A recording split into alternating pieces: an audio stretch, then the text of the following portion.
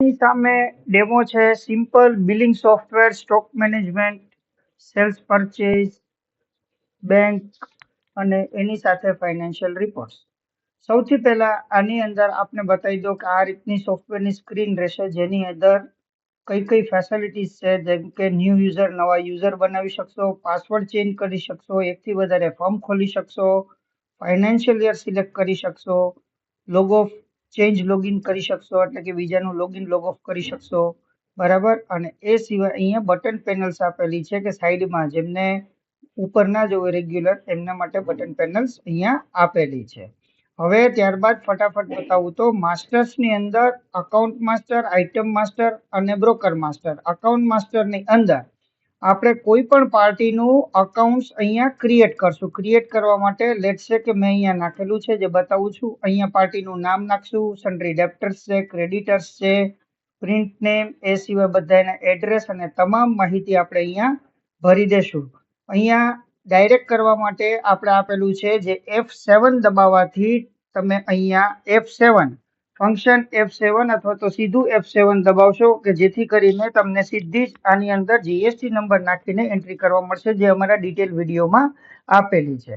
અહીંયા આપણે laser create કરશું. કોઈ પણ પ્રકારની ભૂલ હોય તો ફાઇન્ડ કરીને અને ફરીથી ત્યાંથી ઓપન કરીને અને સુધારશું. ત્યારબાદ તમને બતાવું તો આની અંદર છે આઇટમ માસ્ટર્સ, જેની અંદર આઇટમ માસ્ટર્સ આપેલું છે, જેમાં આપણે દરેક આપણી પોતપોતાની જે પ્રોડક્ટ્સ છે એ પ્રોડક્ટ્સ આપણે અહીંયા નાખશું અને પ્રોડક્ટની તમામ વિગતો અહીંયા નાખશું. આ બે જ માસ્ટર છે જે ઇમ્પોર્ટન્ટ છે. ત્યારબાદ બહુ સીધું ને સિમ્પલ છે, સેલ્સમાં જવાનું, સીધું સેલ્સ કરવાનું. હવે શું શું આપેલું છે બતાવી દો. સેલ્સમાં સેલ્સ રિટર્ન કરી શકો, પરચેઝ રિટર્ન, જનરલ એક્સપેન્સ નાખી શકો, debit note, credit note, opening balance, ગયા વર્ષની પાછલા વર્ષની જે ઓપનિંગ બેલેન્સ હોય એ પણ તમે અહીંયા નાખી શકો છો. હવે તમને સિમ્પલી સેલ્સનું બતાવું તો કોઈ પણ સેલ્સ કરવા માટે સીધું ને સિમ્પલ મારી પાસે એક્ઝિસ્ટિંગ છે તે તમને બતાવું. અહીંયા તમારે બુક પસંદ કરવાની છે. ત્યારબાદ તમે બુક પસંદ કર્યા બાદ તમે આની અંદર પાર્ટીનું નામ અને જે કંઈ આઇટમ્સ છે એ આપણે સિલેક્ટ કરતા જશું. સિમ્પલી આઇટમ્સ અહીંયા સિલેક્ટ કરીને પ્રાઇસ નાખીને એન્ટર આપી અને આપણે આગળ વધશું, એટલે ઓટોમેટિકલી અહીંયા નીચે બધું કેલ્ક્યુલેશન થઈ જશે. આપણે સેવ આપશું અને ત્યારબાદ એને પ્રિન્ટ આપશું. પ્રિન્ટ આપવા માટે તમે સીધું જ પ્રિન્ટનું બટન દબાવશો એટલે આપણી સામે એક પ્રિન્ટનું ઓપ્શન ઓપન થઈ જશે. આ રીતે આપણી પાસે સિમ્પલ પ્રિન્ટ આવી જશે. ત્યારબાદ હવે આ જ વસ્તુ છે કે દાખલા તરીકે તમે બધું અહીંયા નાખી દીધું, TDS, TCS જે કંઈ આવતું હશે બધા જ ઓપ્શન્સ આપણી પાસે છે. ત્યારબાદ સેલ્સ રિટર્ન છે, પરચેઝમાં પરચેઝ છે, પરચેઝ રિટર્ન છે. કોઈ પણ એક ફોર્મ તમને શીખી ગયા એટલે બાકીનું બધું આવડશે. બાકીના બધા જ ફોર્મ્સ સેમ છે. ત્યારબાદ આની અંદર અકાઉન્ટ્સમાં cash payment, bank payment, cash receipt, bank receipt, આ તમામ વસ્તુઓ આપેલી છે. દાખલા તરીકે આપણે કોઈને બેંક પેમેન્ટ કરવું છે તો એક એક્ઝામ્પલ તરીકે તમને આપું છું કે બેંક પેમેન્ટમાં આપણે પાર્ટી પકડશું, ત્યારબાદ એમના બિલ પકડશું અને એનું પેમેન્ટ કરશું. આની પ્રિન્ટ આપશું તો આપણે મનગમતા ચેકમાં પ્રિન્ટ કરી શકશું. ત્યારબાદ આની અંદર bank payment, bank receive, general entry, journal એટલે આપણે જ્યારે bill to bill outstanding maintain કરવાની એમની એન્ટ્રી આપેલી છે, બેંક રિકન્સિલેશન આપેલું છે, બેંક ઓટો પેમેન્ટ આપેલું છે, રિપોર્ટ્સની અંદર કેશ ઓટો પેમેન્ટ આપેલું છે કે એક સાથે આપણે સેલેરીને કરી શકીએ. ત્યારબાદ રિપોર્ટ્સની અંદર આપણી પાસે અહીંયા ઘણા બધા પ્રકારના રિપોર્ટ છે, જેમાં સ્ટોક રિલેટેડ રિપોર્ટ્સ છે, રજિસ્ટર્સ છે બધા જ. એ સિવાય આ બધું જ ઓટોમેટિકલી જનરેટ થશે. પરચેઝના રજિસ્ટર છે, પરચેઝની અંદર તમને અહીંયા કોઈ પણ રજિસ્ટર જશો તો મલ્ટી ઓપ્શન્સ છે સિલેક્શનના, અને રિફ્રેશ કરવાથી આવી રીતે તમને બધા જ ઓપ્શન્સ અલગ અલગ વાપરવા મળશે. બરાબર. આ કુલ મળીને એક રિપોર્ટ્સની અંદર ઓલમોસ્ટ 300 થી 400 પ્રકારના કોમ્બિનેશન્સ આપેલા છે. એટલે કે પરચેઝની અંદર રજિસ્ટર ડિટેલમાં જવા માટે, સમરી જોવા માટે, આઇટમ જોવા માટે, મંથલી, એવી જ રીતે સેલ્સની અંદર.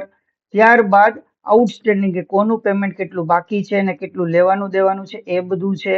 એ સિવાય જીએસટીના રજિસ્ટરો આપેલા છે. અકાઉન્ટ્સ અને ફાઇનાન્સની અંદર બધા જ રજિસ્ટરો આપેલા છે. જ્યારે તમે ટ્રાન્ઝેક્શન્સની અંદર ટ્રાન્ઝેક્શન અને એકાઉન્ટ કરો છો ત્યારે તમામ પ્રકારની ખાતા વહીઓ ઓટોમેટિક બની જાય છે. હવે ઇમ્પોર્ટન્ટ વસ્તુ છે સ્ટોક બે રીતે મેળવણું કરીએ છીએ. એક ઇમિડિયેટલી મેળવણું કરીએ છીએ અને બીજું ફીફો મેથડથી પણ આપણે મેળવણું કરી શકીએ છીએ. ઓટોમેટિકલી સોફ્ટવેર ફીફો મેથડથી પણ યાદ રાખી શકે છે. આ બધા જ રિપોર્ટ ઓટોમેટિક જનરેટ થાય છે, તમારે કશું જ બીજું એડિશનલ કરવાનું નથી.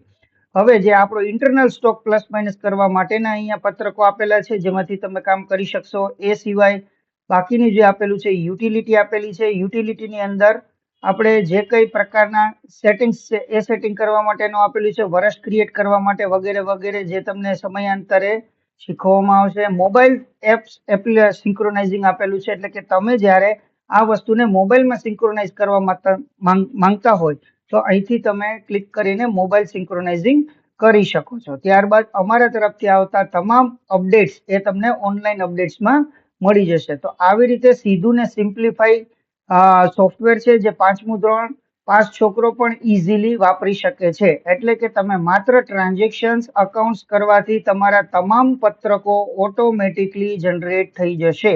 આની અંદર કોઈ પણ પ્રકારનું સ્પેશિયલ એવું કોઈ વસ્તુ નથી કે તમારે તમને તકલીફ પડે. સીધું ને સિમ્પલ છે. સિમ્પલ એન્ટ્રી કરો અને સામાન્ય બિલિંગ માટેનો યુઝ કરો. જેમને બિલિંગ સોફ્ટવેર્સની રિક્વાયરમેન્ટ છે એમના માટે આ વરદાન સ્વરૂપ છે. Thank you. આભાર.